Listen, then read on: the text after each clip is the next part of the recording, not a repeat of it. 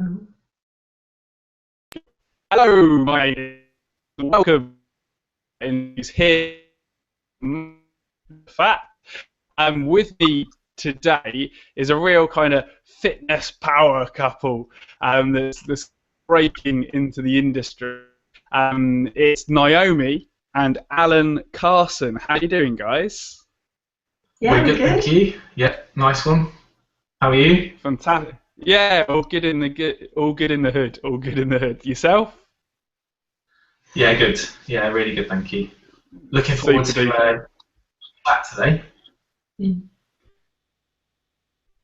Yeah, absolutely. So, the way that I know Alan and Naomi is firstly that I met Alan actually on my own personal training course at the European Institute of Fitness. We became very good friends there, and obviously went on to meet his wife. And you guys have kind of had a bit of an interesting journey, just over kind of the past 10 years, but in the past 5 years that I've kind of known you guys, 4 years almost really. It's been interesting too because you've created this great cookbook specifically for Fitpros called Fitpro Recipes, and people can check that out at fitprorecipes.co.uk. You kind of create cookbooks for fitness professionals that want to sort of have a professional cookbook but with their own branding. But then kind of alongside that, you've created your own cookbook called Get Inspired, which is kind of what it's all about in terms of getting people back in the kitchen and getting connected with real food again. And people can check that out on Amazon UK if they go to smashthefat.com/GRUK, and for Amazon US it's smashthefat.com/GRUS. So let's start off with kind of how you both got into health and fitness and kind of what's happened over the past 10 years. Okay, cool. So if I go back to when I was like 13, 14, I kind of half got into health and fitness by starting to lift weights. And then sort of like throughout my teens and very early 20s, I was kind of half healthy, but half not, especially at the weekends. Used to drink a lot, used to smoke, used to be pretty unhealthy. And that was the way, to be fair, until kind of like, I don't know, 2005 maybe. I met Naomi in 2005 at the very end of it on New Year's Eve. And we were both like, I would say I was a binge drinker and a smoker, probably more of a social smoker. But Naomi was, I won't class you as a binge drinker, but like, you used to drink quite a No, lot. I'd say I was. I'd say I was, yeah. And definitely a big smoker as well. Used to live for the weekends and do the odd gym workout in the week, but it didn't really amount to much, to be fair. So yeah, I thought it'd be interesting to share that because sometimes when you see people who are like appear to be super fit and healthy, you wonder what really went on in their life. So I thought I would just share that because we were far from healthy, like we were really unhealthy. But then I don't know really what happened. We quit smoking together, Mm. and I think that led to us being more health conscious overall, had like a snowball effect. So we also cut down on the drinking, and then gradually started to eat a bit healthier, really. I think since we moved in together in 2008, we started to stay in more and do more cooking, and we went through a bit of a cooking journey, didn't we? And we got into it more and started getting more adventurous, making more interesting, healthy meals. So I think that was a big turning point for us. Yeah. And I always wanted to be sort of fitter and in better shape than I was. I think, well, most of us do. But the kind of transition went from learning to be a personal trainer, and then it's actually when we were out there in Spain in 2010, I think it was. Seeing you, Sam, you were in great shape. Yeah, I wasn't doing too bad. and myself, I was like, well, see, I thought I was in half decent shape before I got out there, but obviously, I was in okay shape, and I wasn't that healthy, but I wanted to learn more about it. And I think when you become a trainer yourself, you want to be that example to other people. So you want to be healthy, you want to be in good shape. So I had to really up my game, obviously learn how to do it first, and then apply it all to myself. So I can come from a place of like integrity when training and helping other people. But I still remember we were having lunch one day, and you had something like super healthy, like some sort of Mediterranean salad, looked great, and I had a Tupperware just of pasta. That's all it was. That's all I had, pasta. Straight up, straight up. You were like, Alan, what the hell is that? What? Because obviously my nutrition knowledge back then wasn't that great, but probably more so was the fact that I was a terrible sort of cook back then, and it was like trying to sort of live away for 6 weeks. My domestic skills were terrible, my cooking skills were terrible, so it's just like I'll just chuck some pasta together. But it's come a long way since then. I could definitely say that. And yeah, now you're kind of a personal trainer, body transformation coach, and also a competitive fitness model as well. And kind of it's really been this last year that you've been focusing on that, and you're actually is it sponsored by Reflex Nutrition? It's classed as an ambassador. Ambassador. So they look for people to promote their products. They are great products. I use them anyway. So being an ambassador is quite a privilege, I see it as. Absolutely. So yeah, it has been the last year when I've really sort of upped my game a lot, really, and I've been taking it really seriously, just to see what level I can get to, like just to see where I can take my physique. And I just want to push it to that outer limit, which it feels like it's getting there. You know, I don't know what else I can do. It's hard.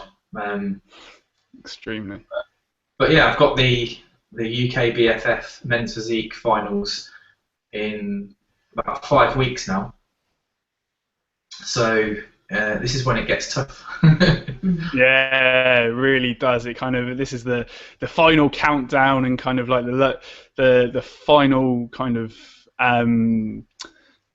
things that you've got to do to get into that final shape. And I think it's really, really interesting just to give people a real perspective in terms of what it actually takes to kind of be in this incredible shape.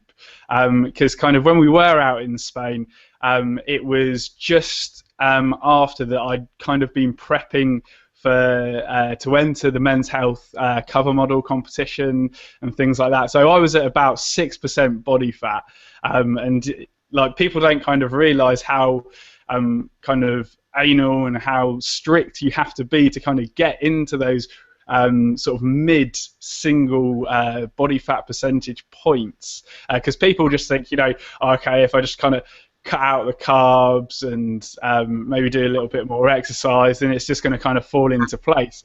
But there's a lot of kind of things that you kind of really need to do to kind of get down to that level, and also the mindset is massive in this. So as the title of this interview suggests, how exactly do you eat and train like a fitness model? Yeah, well, you're right, it is hard. I think when people want to get into kind of decent shape, which for a guy, you know, maybe you're talking get down to 10% body fat or something like that, it's still challenging, but when you get to that level, you've now got to chip off a little bit more. And it's like when a car is going 200 miles an hour, for every, I don't know if this is quite correct, but every extra 10 miles an hour, you need so many more horsepower because you've got that drag. And it's like that when you are doing contest prep. Your body doesn't want to be like 5% body fat. Your body's built to survive. And if you start taking away too many calories too quickly and overtraining too much, your body will stop you, and you might end up in bed for a couple of days, which I've had before. Going back to when I was preparing for the show in June, that was my first competition. I just thought I'd really just hammer myself and perhaps restrict food. Sorry, there's someone at the door. It's no problem. It's no problem. I think it's a delivery of supplements, so I've had to get Naomi to get it for me. But yeah, carry on now. But yeah, you've really got to, like you say, everything's got to be dialed in completely, and it's not just a case of like stripping away carbs and stuff like that. Because if you were to just strip away all of your carbs when you were already at a very lean body percentage, fat percentage, you don't have the energy to train. So it's kind of like a double-edged sword. You want to create a calorie deficit, but you don't want it to be too big, and you don't want your carbs to be too low, so that you can't actually physically train. Because the trick is, you want to be as lean as possible, but you don't want to lose all your muscle. Mm-hmm. And this is where I see a lot of people going wrong, is they're just creating like huge calorie deficits, and the quality of the training is going to go down, and the nutrients aren't there to maintain the muscle mass. So I think that's the most challenging part that I find, is maintaining the muscle mass whilst getting very lean. But shall I take you through like a typical day at the moment of what I'm doing? Yeah, that'd be ideal. Okay, so this morning I've just started like a new phase of my training program now, where I've really upped the volume, and I'm doing slightly lighter weights but a lot more repetitions. Mm-hmm. So I got up this morning, I took some branched chain amino acids. So when I train early in the morning, I can't really stomach food, especially when I'm doing like really heavy deadlifts or wide grip pull-ups and all that sort of thing. So it's some branched chain amino acids, and it's to the gym. Sorry, a coffee as well. That always helps. That always helps. That's the other thing as well. I've got to be careful how much coffee I have, because it can have a really adverse effect on me. I'll talk about that. But yeah, so it's a back workout basically, and I'm stringing together 4 to 5 exercises without much rest. So it's kind of like a supersetting or a giant set approach. It's very intense, and it's done in sort of 35 minutes. And the reason it's quite short is I'm going to be going this afternoon again. I'm going to be going to train like chest. So there's 2 sessions in one day. So you can't. 2 a days, baby. 2 a days. 2 a day. So like a full hour solid going for it, and then again in the evening is ridiculous. But so it's a 35-minute, 40-minute intense session with a little bit of cardio afterwards if you've got the energy. So maybe just try and get 10 minutes on a cross trainer, because it all adds up. Mm-hmm. And then I'll come home, and then my meal was fish. I really like white fish. Sounds weird, because a lot of people hate it. They're like, "Oh, I hate white fish." I think it's really nice. It's nice and light. So I had white fish. I had some asparagus.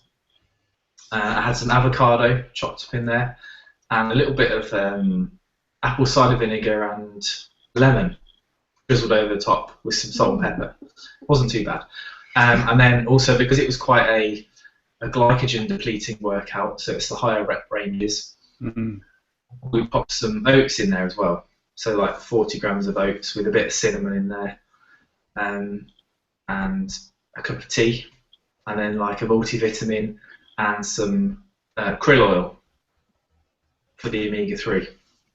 Mm-hmm. So that's kind of like a nice after training meal that I like to have in the morning. And then my other meal, which I just had before we started this, was spinach with chicken. Sounds pretty plain, but there is ways to make chicken taste good. That's contest prep for you, mate. Yeah. You do want to eat tasty food, but the thing is, when it's too tasty, you're tempted to eat a bit more of it. True that. True that. But we just try and keep it fairly simple. And when you're kind of eating lots of the same things, it makes sense to like batch cook it. So we do a lot of batch cooking. Just like a big tub of chicken that's already done, and then you can cook that again in something else to make it taste different or whatever.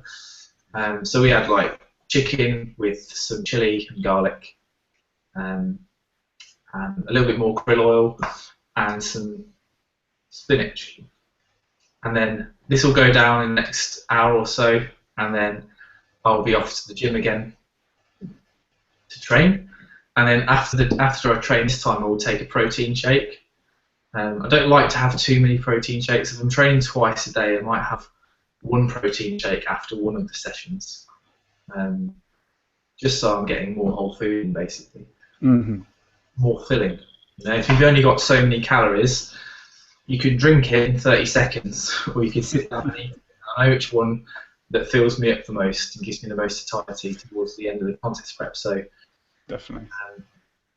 So yeah, and then I'll come home or have some rice, because it'll be another carbohydrate depletion style workout. So I have a bit of rice with some lean mince, some perhaps kale or some cabbage or some kind of vegetable, and 2 hours later, 3 hours later, there'll be like an omelette. Like I will do two or three eggs. I think it's 3 eggs today, and also the rest will be white. So there'll be another 5 or 6 whites in there. Yeah. I do like to eat whole eggs, but now I'm trying to chip away a little bit more calories. That's right. So right. And this is the thing, kind of, that people have got to kind of understand when it comes into being a fitness model, is that, you know, you do have to kind of be tracking absolutely everything from calories to your macronutrients. And when you are kind of going into prep, you do actually kind of lower the fat and like lift up the protein a little bit, really, as you're going sort of in towards trying to get down into that real cut. Because something that people kind of forget to mention is that dietary fat does always get stored as body fat.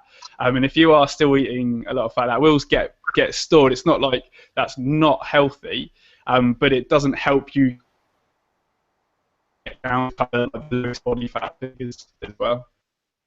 Yeah, good point. I mean, when you've only got so many calories and you're trying to preserve muscle mass, we know what preserves muscle mass is protein, so the protein does go up.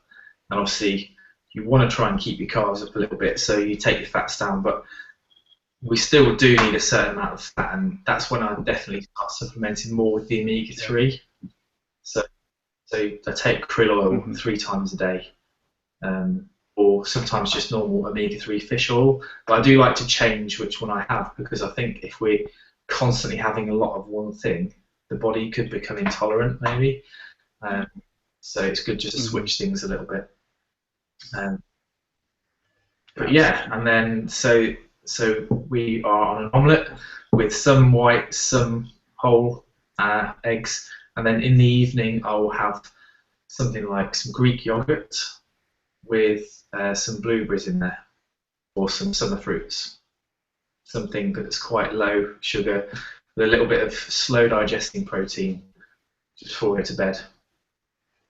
And the thing that I will be cutting out now, which I've been having loads of recently, is popcorn. Yeah. I don't know why, but recently I've just been having loads of popcorn. Because you can have like a huge bowl of it, and you're like, oh, there's only 30 grams of carbs there. You can just eat it. It's great. But, yeah, you can keep on eating that until the cows come on. Yeah. But it's going to be that's going to be going as well. So it's the carbs are coming down a little bit now. So yeah, for sure. And then kind of when you're in between competitions and things, does that diet change? It does, yeah. I don't know many people who can eat out of like sort of Tupperware at regular times, regimented. Sort of contest prep food all the time. There isn't really a need to do it. I do. This is where Naomi comes in with some of her recipes, because what What you do have to be careful of after you've done a contest, or even after you've got down to like a reasonable shape, it can't really stop there, because if you are eating 2,000 calories and you are like 6% body fat or whatever, you can't just go back up to having 3,500 calories again, because you'll just pile on weight because your metabolism slowed down a bit, especially if over like a long period. So should really, there's this thing called reverse dieting, where you gradually add calories back into your diet until you're back up to your maintenance. And it's really nice in theory to think that, you know, I'll add 2 grams of fat a week to my diet and 10 grams of carbs a week. But after you've done 12, 16 weeks contest prep, you might just want to go and have a curry or some Ben and Jerry's. So for me, I mean, I don't strictly reverse diet, but I do still track everything and make sure that I'm not going crazy. The way to tell is look in the mirror, and if you know, if I'm putting on too much, then it's time to rein it in a little bit. But no, I mean, technically speaking, if people are really serious about competing, reverse dieting is definitely a good thing to do. You just see loads blowing up after competition. And that's kind of like the all or nothing, maybe even a negative relationship with food, because you've been restricted for so long. You just want to get everything in sight. So I think it helps to perhaps put, you know, a bit of flexible dieting in with your contest prep. So there's some days where you can have something that you fancy. It's not all just chicken and broccoli, because chicken and broccoli for 16 weeks will drive anyone crazy, even the most hardcore people. Straight up. Now this kind of might all sound very extreme to a lot of people. So for you, Naomi, what is it like, kind of living with all of this? I'm getting used to it. It's been like 3 or 4 goes at it now. It's not easy. You kind of you find that your old routine changes a lot. So, for example, sitting down to a meal together is very different, especially when we're eating different things. And I work from home a lot, so I was often out training or doing stuff outside of the house. So, you know, just sort of you kind of miss each other quite a lot. But yeah, it's just nice to see him changing over the weeks and watch his progress, and it's exciting to see like this build up towards the show, and just sort of picture him there on the stage, and it's all worth it, and it's a nice focus to have, you know. I think it's good. I can't imagine doing that myself. So yeah, I'm really proud. I'm really just get behind him and just support him, really. That's awesome. And this kind of Alan's fitness career kind of has maybe inspired you to create these cookbooks along with Alan. And you've made a beautiful cookbook there due to the fact that you are a graphic designer as well, which kind of helps. And we got it on the iPad here, if people can see there. It's a lovely kind of book. It makes it very simple. We kind of got some breakdown of you guys, and also kind of foods that are in there. Along with, let me just zoom forward, to kind of the recipes. There's some like cool shakes that you can do, things like that, and it's very nice photography. So kind of what was the inspiration for Get Inspired, and what's kind of the overall message of it? Well, we've got a few recipe books that we bought ourselves, where people are thinking more about the fitness side of things and the health benefits behind food. So for me, that was partly an inspiration, and just thinking, well, actually, I could do that as well. In fact, we already are cooking those sorts of meals at home, and it's just about, you know, encouraging us to be more creative and push ourselves more with our nutrition, and in doing that, you can then document it and kind of share it with people. And we're already posting stuff on Facebook anyway, so it just kind of made sense to wrap it all up into a book and get it out there more. I think really, I don't know, the message with our book is just to enjoy your cooking, really. get in the kitchen, have fun, don't be scared of food, and we've kind of included a bit of education there as well so that people can understand why we're using certain ingredients. There's a few like pointers about what oils to use, for example, and why we prefer, say, coconut oil over sesame oil, why it has a better burning point, higher burning point, things like that. So it's just sort of empowering people really to just to enjoy themselves more in the kitchen and kind of push themselves a bit and not rely on takeaways and fast foods because that's all they think they can have. There's so much more out there. It comes in really useful for me as well because there's times when I would really love to go and have a curry, or I want to have some pancakes or some muffins or something. But other things I can have them and I can stick pretty much within even contest prep diet. So a lot of the meals that are in there are actually really tasty. It's not like it's bland, healthy sort of rabbit food, which sometimes think of it as. It's actually really good, and like the curry, for example, will save you a lot of calories versus going out for a curry. Plus, you know what's going into it as well, and it's actually really, really good. Yeah, because you can control the quality at home a lot more rather than kind of when you are out. You don't know if they're using processed vegetable oils, and kind of when it all comes out, like you feel like, especially kind of in Western society, you have to finish everything. Nothing can be left on the table. And so, yeah, if you are in control of your own kitchen, then yeah, you can always be healthy. Yeah, definitely. It's definitely nice to go out for a meal and have not have to cook and wash up and stuff like that. But I think we're kind of like in this society now where everything's just like it's like a throwaway society, and the amount of people that I meet that can't cook, like that wouldn't even know that you had to defrost something before you cooked it, like mince, for example, and just don't know how to make anything, and it's like, my goodness, it's like where people are so busy doing other stuff, cooking's gone out the window. I think that's one of the reasons why I wanted to make it into a book and call it Get Inspired, is to get people cooking again really, and show them that it's easy and it can be really healthy as well. And very, very tasty too. And yeah, thank you so much for your time today. Were there any kind of last wise words that you'd like to share with all the listeners and viewers? No, not really, no.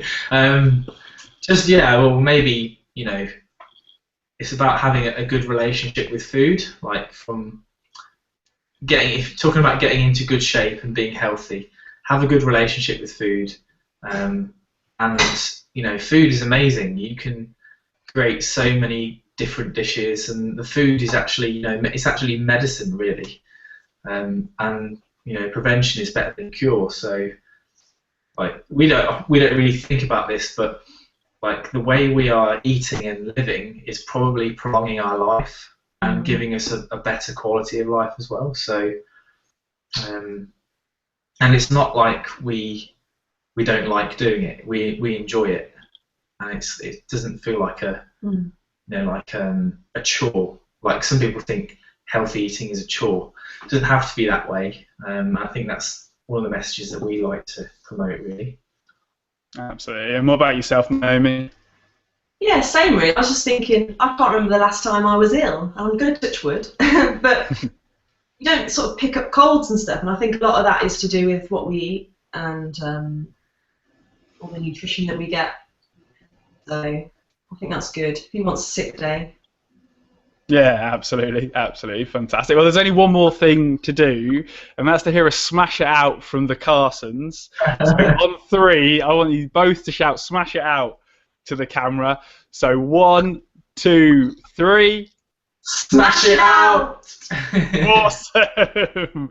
Well, as I said at the beginning, Get Inspired by Naomi and Alan Carson is available on Amazon. If you're in the UK, go to smashthefat.com/GI UK, and if you're in the US, go to smashthefat.com/ GIUS, and you can grab it there. And were there any other kind of places that people can get in contact with you guys?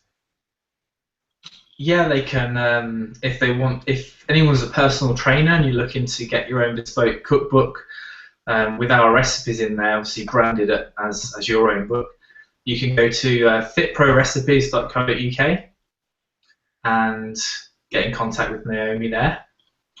And you can also check out my site, which is alancarsonfitness.com. There's kind of a blog up there. I need to be a bit more proactive with that.